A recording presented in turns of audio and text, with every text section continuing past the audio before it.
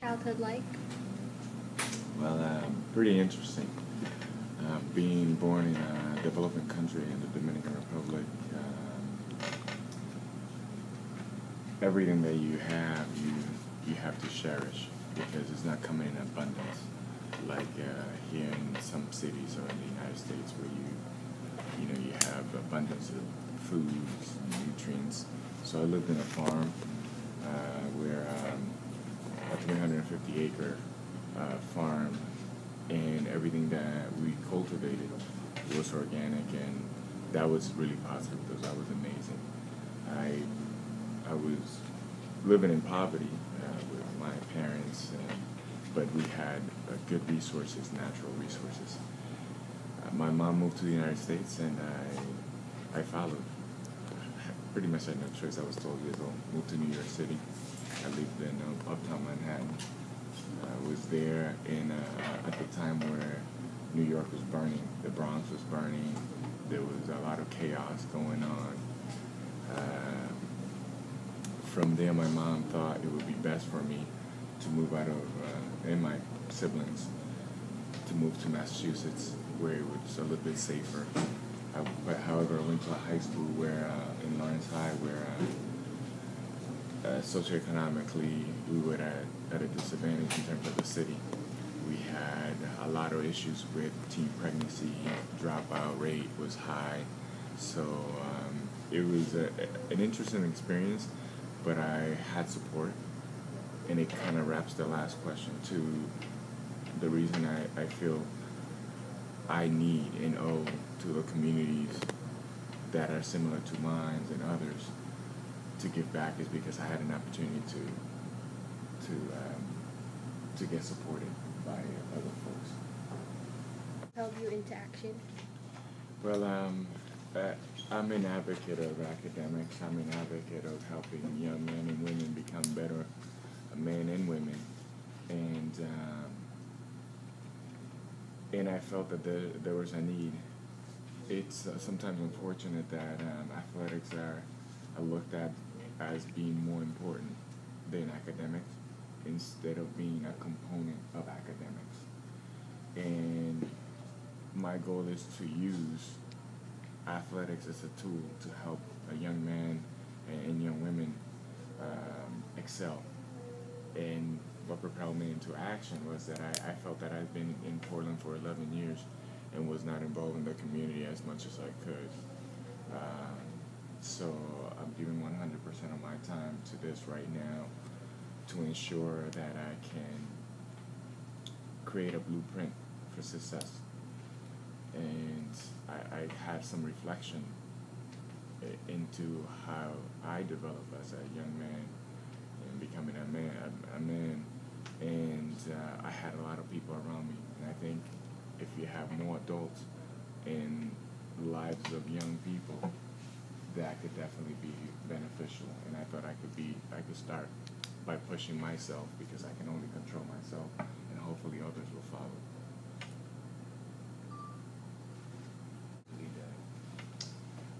What needs to be done as far as in the community, or as far as what? As far as the community. As far as the community, I think Roosevelt has a strong community, and they're already in the school, have tons of support.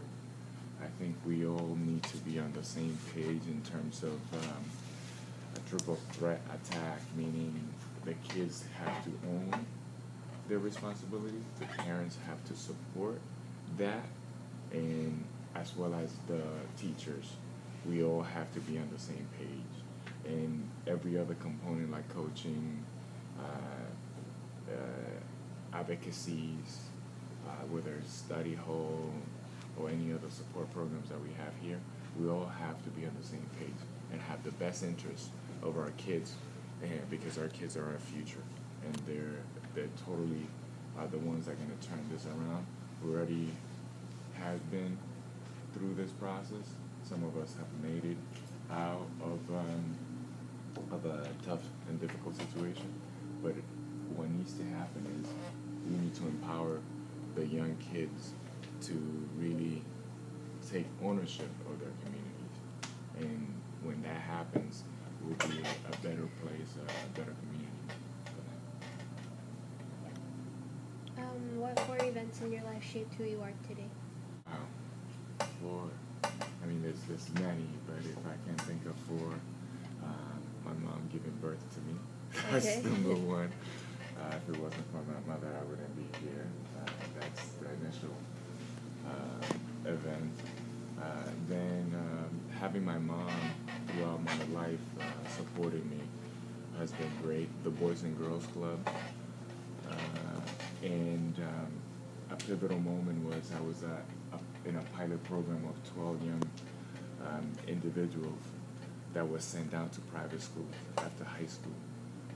We did what was called postgraduate year, which became a pilot program with us 12 kids.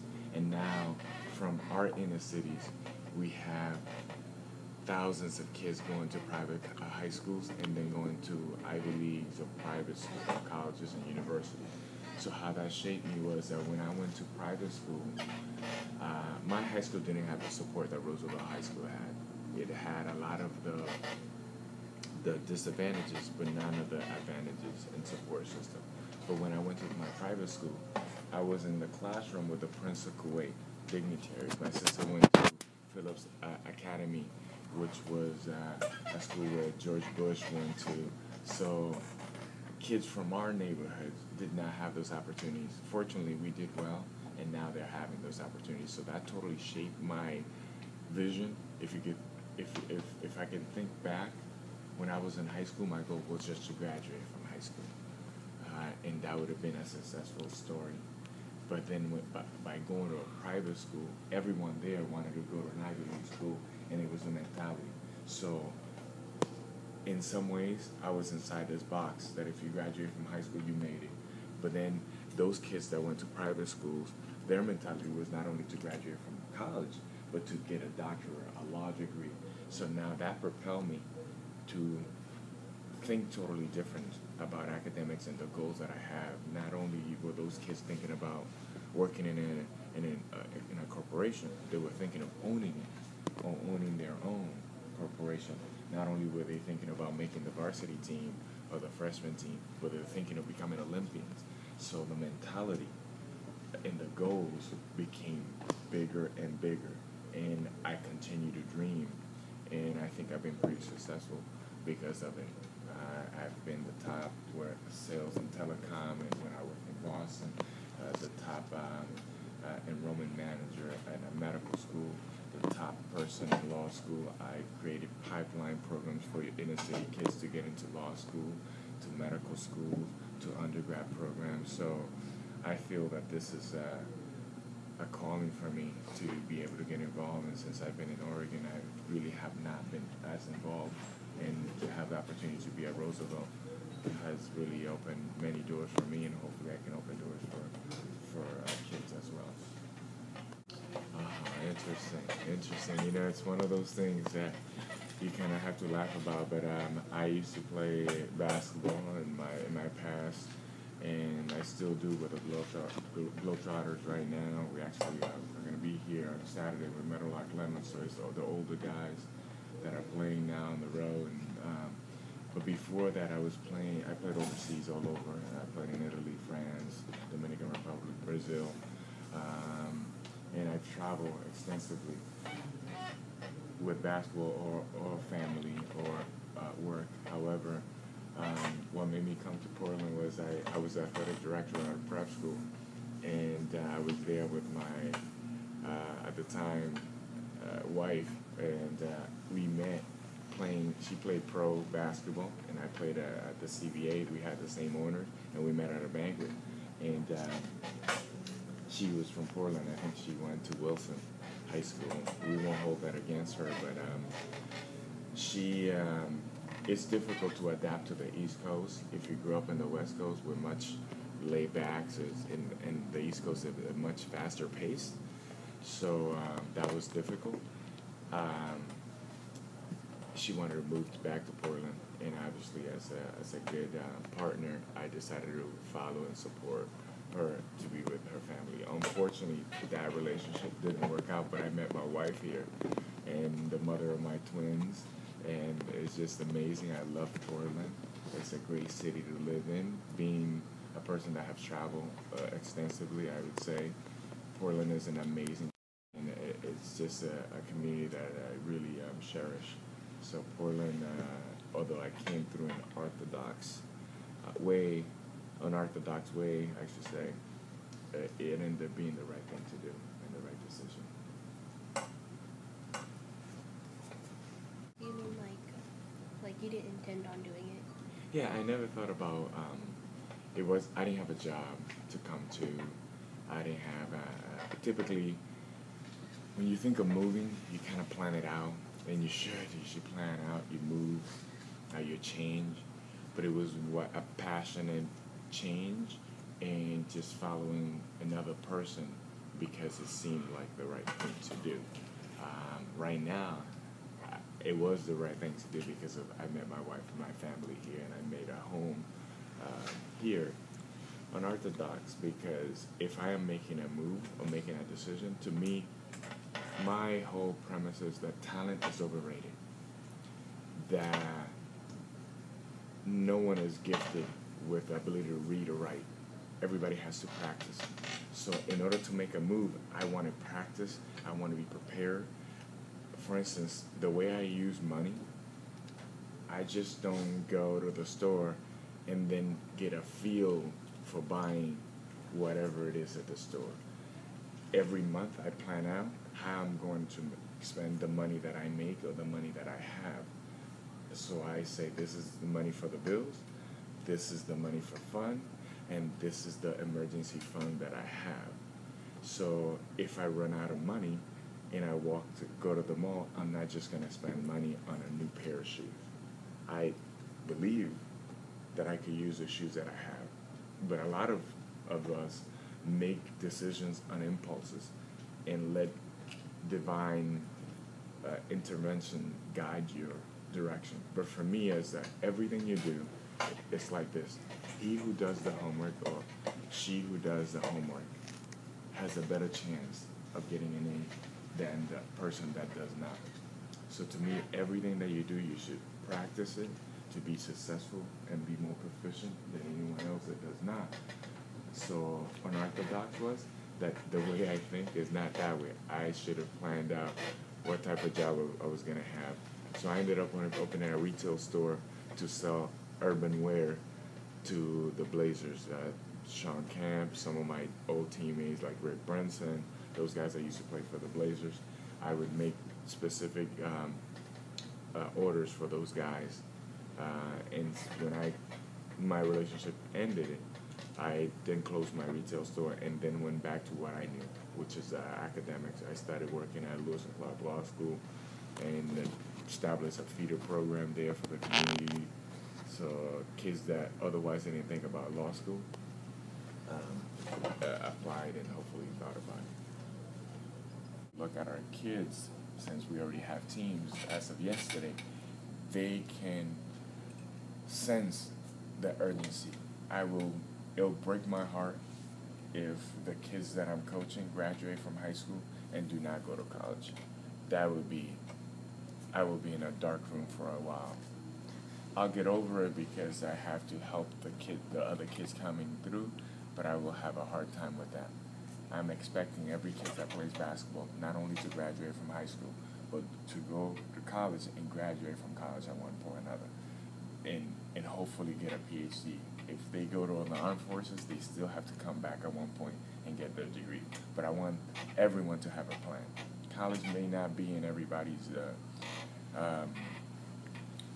goals, but they should be. It should be. The universities, grad degrees, all those things should be in high school students' future.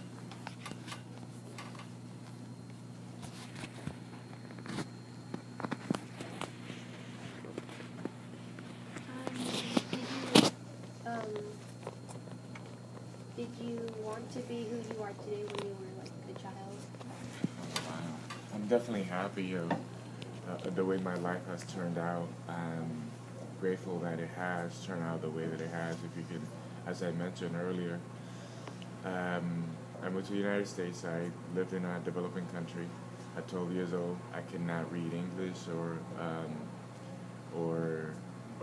speak it. It was almost my third language, Haitian Spanish, and then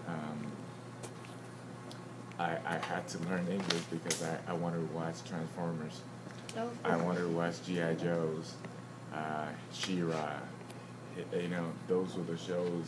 So in 3 months, I was able to understand English. I was in bilingual classes. My mom was a single parent, a first generation to go to college.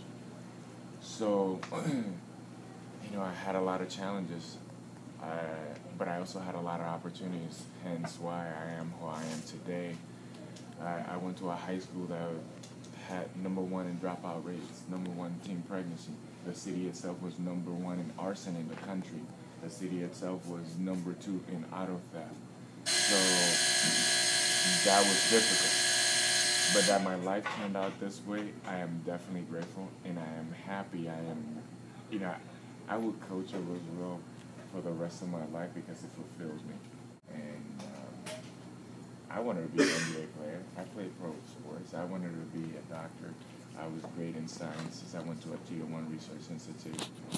I wanted to be successful, and success is not just by winning games, it's by impacting a community, impacting your peers, your relatives, and your friends and family. So who I am today, I'm definitely happy. I'm a happy person, and I'm glad that I'm fortunate that I am who I am. Now, can we ask like some like fun personal questions? Like, what's your favorite team? Oh yeah. Is that your question? Yeah. What type of team as far as what? Like NBA. In the NBA, it's hard for me to have a favorite team because I played against Iverson, Ricky Wallace, Stackhouse, a lot of old school players. So Shaq, guys like that. So it was hard for me to select one team. My teammate was Marcus Camby, who played for the Blazers. Because I live here, I lean towards the Blazers just because it's my daughter's hometown. More than anything, my wife's hometown. But as far as basketball team, I really don't have one specific basketball team that I'm like a diehard Laker. Or, you know, I like players. I like good guys that I know. I only like guys that I know personally because the images are different from the media versus the individual. So, but baseball, I grew up in a country that most of the kids want to use it as an avenue to get out. So I love baseball. I have 2 teams in baseball. One in the American League, the Blue Jay. My cousin played for the Blue Jays, so that's why. I used to, most of my kid friends that lived in my hometown that made it to the majors played for the Blue Jays or the Expos, so I picked the Blue Jays. And because my first city to move in the United States was New York, I didn't want to go with the bandwagon of the Yankees, so I picked the Mets. So in the national team, I like the Mets, and the American League, I like the Blue Jays. And football, I just like football.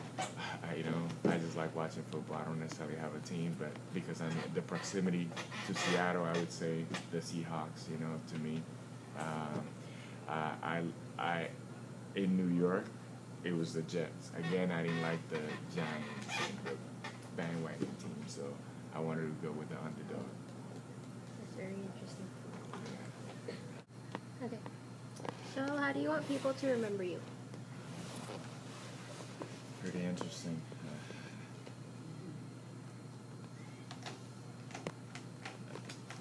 As a happy person, you know, did everything they could to help others, and that I brought joy to many different people.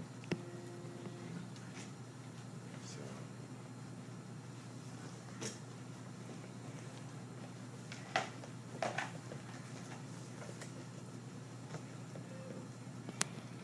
How did coaching affect your life? Oh, wow. It fulfills a void that I've had, and it kind of brings everything full circle. I've had people that help me, and I was in need of fulfilling that void, that hunger, that empty space, and so it fulfills me. It gives me joy. It makes me happy.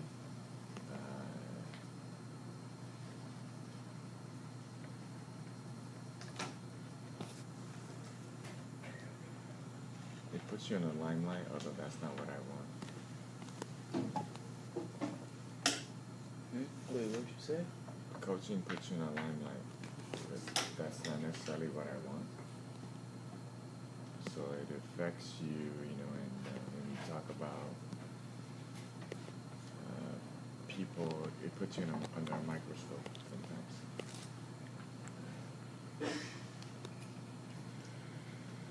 Debate, which one? Like on the situations they talk about. I think sometimes, especially in the United States, it's difficult to talk politics because everybody takes it so personal, and everybody has sides, and they get to choose sides, and they think everybody thinks they're right. For me, I think in the United States, it's difficult when an incumbent president it's debunked or loses the election because it doesn't give the continuity to the country that it needs. So in my mind, from not a philosophical place, but a place where things make sense, I thought Obama was going to win, not because I was biased to any one above the other. But to me, there's serious topics that we discuss.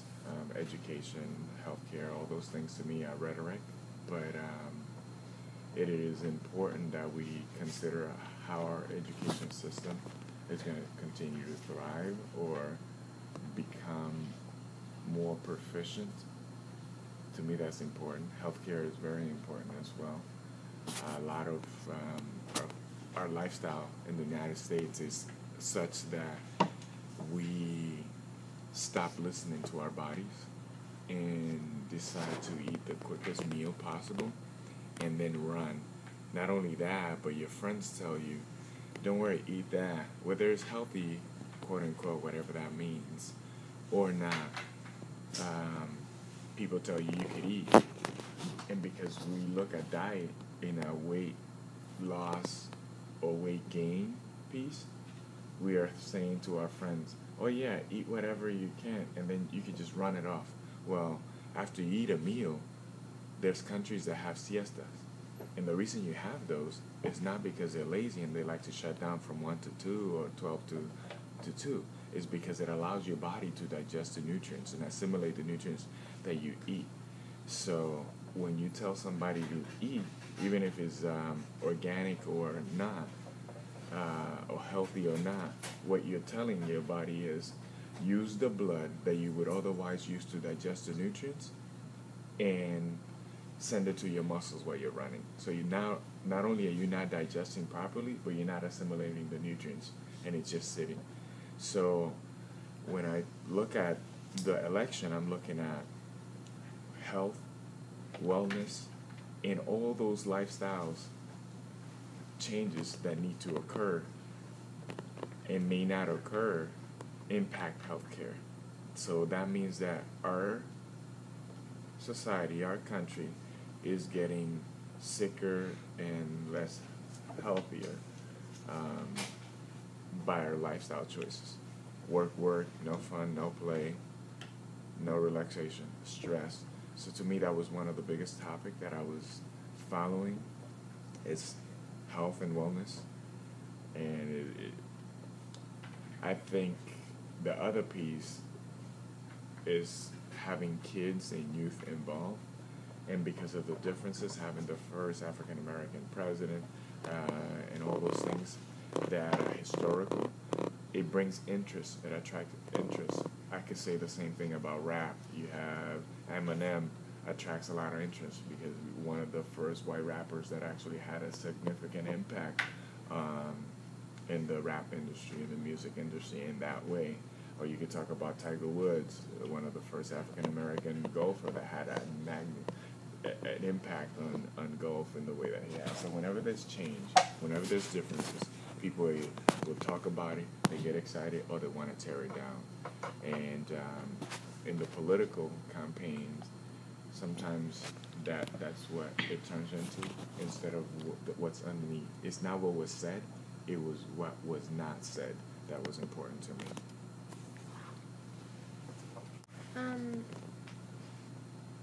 So, what do you plan to do when you retire or stop working here? You know, those are the spectrum of retirement to me. It's I think it's way out there still. The possibility of me not being here in 15 years, that's more of a reality, but hopefully I'll decide to start teaching here and stay here longer or something. I don't know. Or create my own school and still coach at a certain level, you know. But retirement, what would I be doing? Hopefully I have done everything, done my homework, done my planning, and be financially set so that that does not have to be a burden where I'm forced to work in a place that I may not be really interested in working and doing it just for money. So I've done everything I could to do my planning so that I don't have to worry about that. But if I'm not a Roosevelt, I'm not even thinking that far. I want to be a Roosevelt for a long time. Certainly as a coach, you know, it's kind of like a stipend and volunteer type as opposed to a real job in terms of financially being able to support families and all those things. But I may work in different places, you know, for my main job, but I will continue to work at Roosevelt as long as Miss Charlene decides to keep me or kick me out. But everything, I'm not looking past Roosevelt as far as coaching or involvement. I love the community, so I want to be here as long as I can. To me, everything that I've done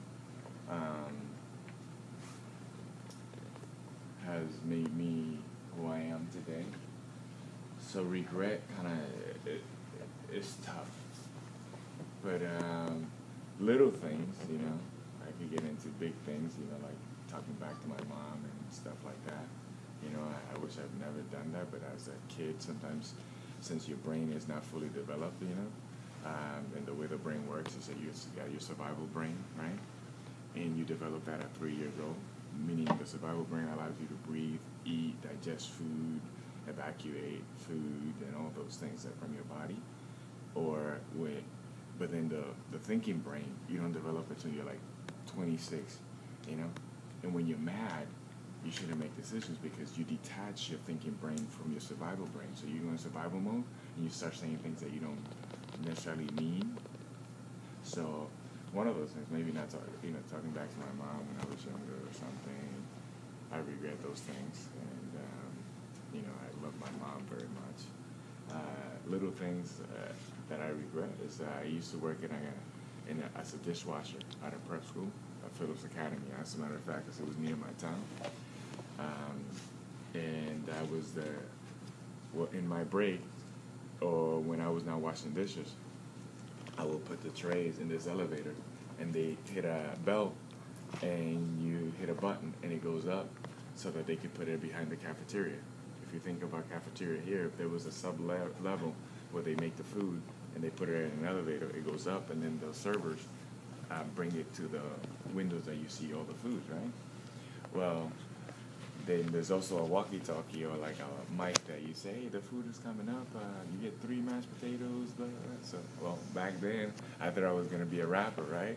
So I started rapping, the mashed potatoes are coming up, and needless to say that was the first job, another job I got fired from. So I regretted doing that. And that's, but you know what? I was about to start the basketball season, and I might not, and I wasn't probably gonna work there. but it wasn't the right way and the right thing to do. So I kind of regret that. I should have left that in good light. I'm glad they still accepted my sister into the prep school and they didn't connect the dots. But it wasn't a big offense, but it was one of those that was childish and immature. Kind of regret that. Helping young people become better advocates for social justice. Well, getting involved, I think being true to yourself, being responsible in a way that you're conscious of what's happening around you. I come in, I don't know if you've seen me, but my goal is to, anytime I come into the school, because I think when you come into a place that looks good and is aesthetically appealing, you feel good that you're part of this community. So anytime that I have an opportunity to pick up, I heard Mr. Newman say, if you could pick out 3 pieces of garbage that don't belong to you, this place will be immaculate. So I come in and, I heard that from a person that is somebody that of authority in this community, and I pick up 3 things, whenever I come to campus, at least.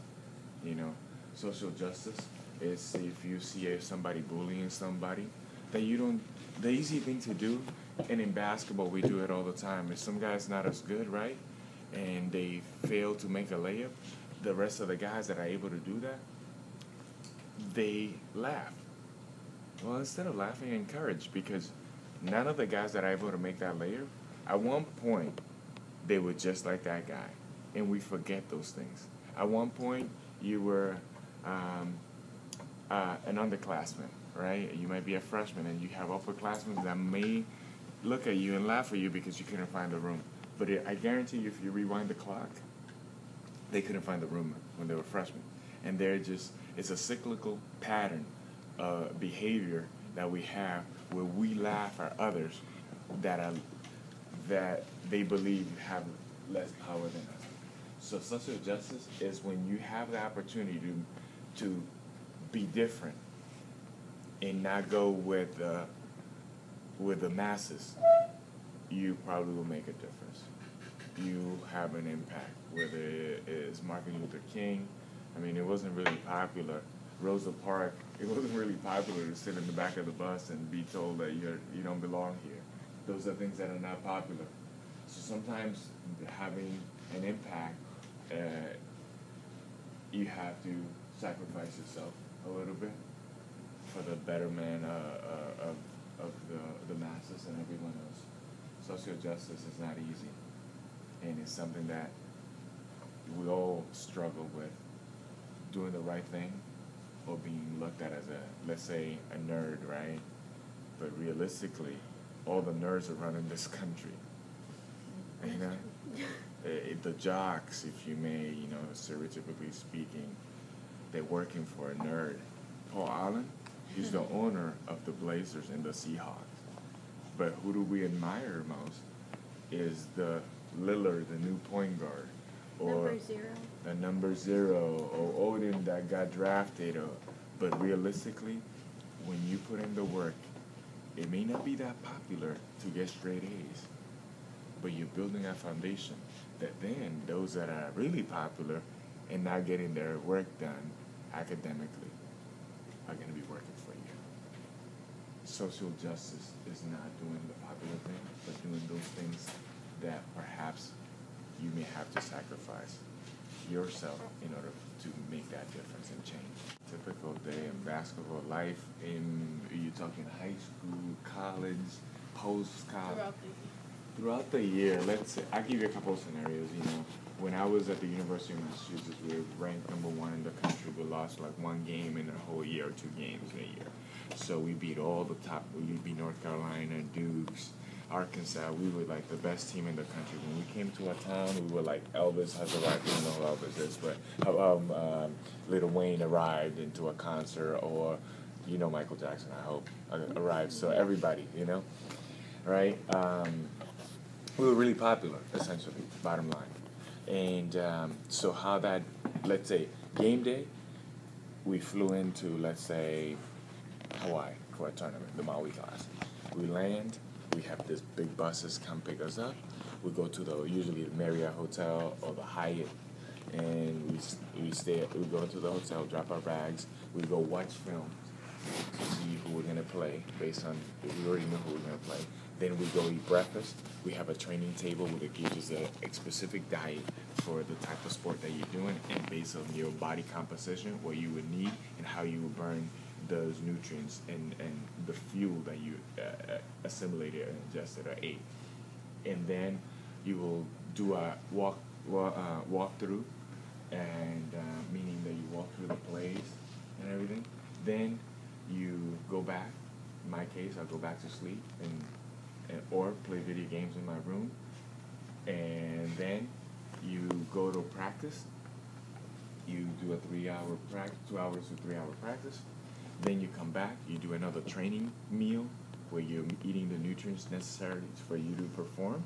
Then after our meal, we have study hall for 2 to 3 hours because we were in college, right? And then you go back to your room. After that, you have film. You get called up to the coach's suite, and you watch film. And they may have a snack, maybe not the healthiest, but we probably have pizza and Sobe drinks or Snapples or whatever they were at the time. And then you get back to your room, and you had to be in bed by 10 o'clock type thing. Some of us turn the lights and play other TV, type thing, but most of us that rested performed better the next day. And that was kind of a day of travel before a game. Game day kind of similar. You wake up, eat breakfast. But let's say when you're in college, on campus, when you're not traveling, we would lift weights 5 a.m. to like 7 a.m., eat breakfast with the rest of the community, and then go to class from 8 till noon, then have lunch, and then go to practice at 2 o'clock. Begin practice at 3 to about 5:30, then go to a training meeting specific to the sport you're playing, and then go to an additional class if you have one, and then you go to study hall to like about 9 o'clock. And then you go back to it. On the weekend, it's fantastic, fun, you have a game, you enjoy your classmates, you hang out. I mean, college is a fantastic experience. And you think high school is fun, but if you put in the work in high school, and then you do the work academically to ensure that you're in good academic standards and that you're going to be proficient in the work or the major that you decide, you can have an amazing time in college, whether you play sports or not. It was a fantastic experience for me. So that's the day of when I was in college playing sports for me. We have to wrap it up. We gotta go meet the friends. It's 2:54.